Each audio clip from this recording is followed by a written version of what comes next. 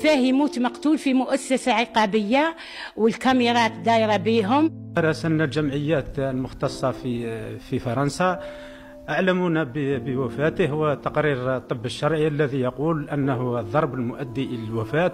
بارطاجيوا لنا هذا الفيديو يوصل رئيس الجمهورية والسلطات العليا على خونا أشرف غناي. ادعيوا له خاوتي وكل بالرحمة اللي مات في سجن في فرنسا. نورمالمو هذا السجن يجي فيه العسى، لا لهما مات ربي يرحمه بالحرق بالتعذيب في فرنسا.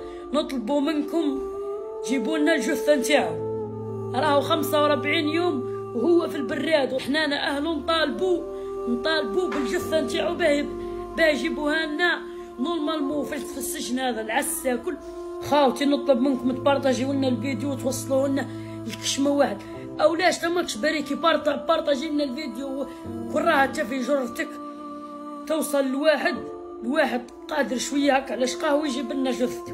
راهم دارهم راهم محروقين عنه، هاتوا لنا ندفنوه برك.